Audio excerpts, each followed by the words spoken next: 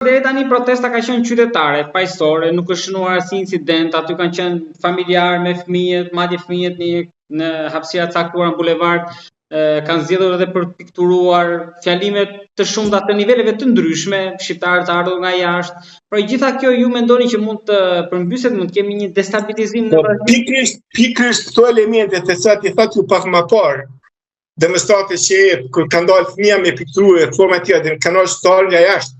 Është një element që jep me kuptuar që këtu është përnur në mënyrë të mençur nga faktorët të ndryshëm për me mujt me fut në lëvizje veprime të tilla, të cilat I thatë ju pak më lart, dhe më duk ajo si tamam protestë qytetare, dhe në realitet mos me pas kur falloj konceptin e zgjirjen e vetvetes.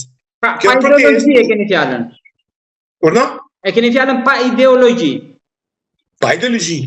Ka filluar për Zvernecin për shembull, dhe disa qendra tjera ku ne I kemi pa me kohë që natyrisht janë të dëmshme në qoftë se përdoren për interesat jo shqiptare, po Zverneci për shembull, dhe investimin nga jashtë të natyrës së tillë për të cilën Shqipëria po thot me ardh, kështë një me pas zilish do shtetë I Unionit Evropian edhe vetë Gjermania, me pas një Zvernec se tillë do t'ia lënë të Shtetet e Bashkuara të Amerikës me ndërtu objektin e tillë në mënyrë që të hapë vendet e punës dhe të rritet buxheti I shtetit.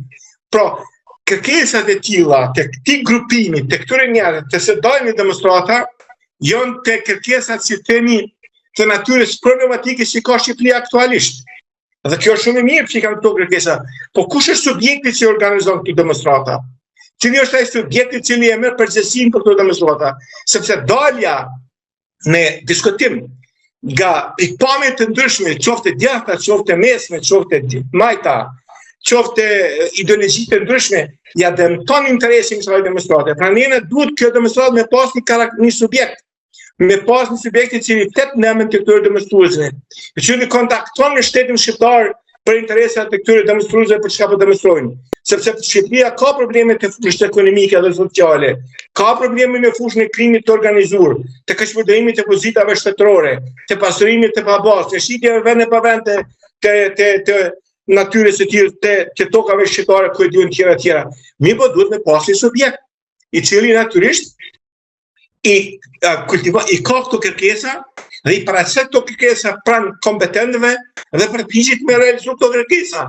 Ose në fund në qoftë se realizohen, vepron në emër të këtij subjekti qytetar të Shqipërisë, derisa të shkohet vani në zgjedhje të reja.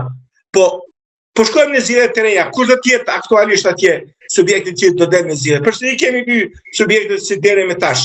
Pra nena është ajo që ne kërkojmë që me të vërtetë të kemi një subjekt, të kemi një forcë politike, ideologjike, sociale apo shoqërore, si dush ta quash, një organizëm. Pra, ju doni profesor që gjithë kjo protestë kapitalizohet në një parti që të futet në sistem, se ndryshe sistemi nuk rrezohet. Po vetëm të thonë një parti, po mundet të qenë një subjekt lëvizje qytetare, I cili thet në emër të kësaj mase dhe përpiqet me realizuar këto interesa të masa, sepse për shumë çështje të cilat thash pak më lart, edhe unë jam me realizuar sepse gjendja ekonomike dhe sociale, jo vetëm në Shqipëri, po në Kosovë dhe kudo tjetër, është e rëndë.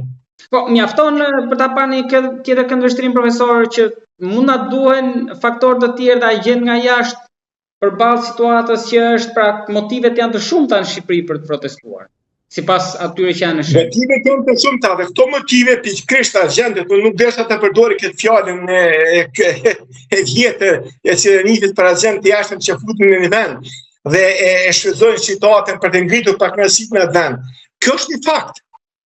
Pakënaqësitë ekzistojnë, vështirësitë ekzistojnë, natyrisht subjektet e huaja, në këtë rast shtetet e ndryshme për të cilat falen pak më lart, I fusin agentët e vet, apo vetëm I kanë brenda agentët e vet. Nëpërmjet subjekteve të ndryshme të cilat nuk kanë fakte, duhet shteti shqiptar me analizuar këtë çështje, ajo në organizata që qeveritare, janë partitë politike, ajo në individë. A është ideologjia fetare, si themi xhamit të ndryshme, ajo në këtë rast pishat apo kushon, unë nuk I di këto, për këto është çështja e shtetit dhe organeve shtetërore të cilat duhet I njëjtin dhe t'i kapin dhe t'i marrin përgjegjësi. Një poshtë e logjikshme që situatat e tilla shfrytëzohen nga shtetet e huaja dhe nëpërmes agentëve që cilat futen brenda ngritet pakënaqësia dhe mund të shkojnë në një situatë që mund të jetë shumë të rrezikshme për shtetin shqiptar. Dhe këtë unë nuk ja du Shqipërisë dhe shqiptarëve përgjithësi. Profesor, gjatë gjithë ditëve të protestës, mes thirrjeve të shumta ka pas edhe thirrje UÇK, thirrje për shqiptarët e Kosovës që të bashkohen në protestë. Po kjo është në disa foto në rrjetet sociale që disa prej tyre kanë qenë në Tiranë. Ju si shikoni klimën?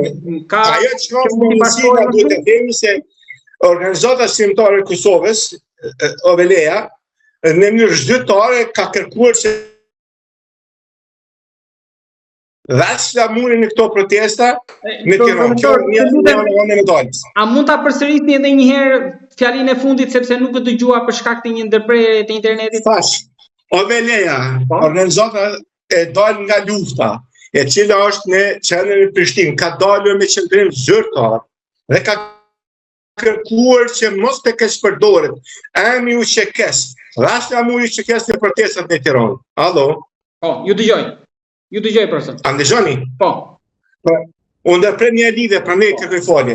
Dhe kjo është një anë e mirë e medaljes, mendoj unë, sepse ka kërkuar dhe këtë duhet me respektu, për arsye se elementi i tillë, i futjes së flamurit, prandaj thash është rrugës dhe shumë e mirë, që UÇK-ja, organizata UÇK-ja, OVL-ja ka dalë me qendrim dhe ka kërkuar që mos të kesh përdoret emri UÇK-s, mos të përdoret flamuri UÇK-s në protestat në Shqipëri,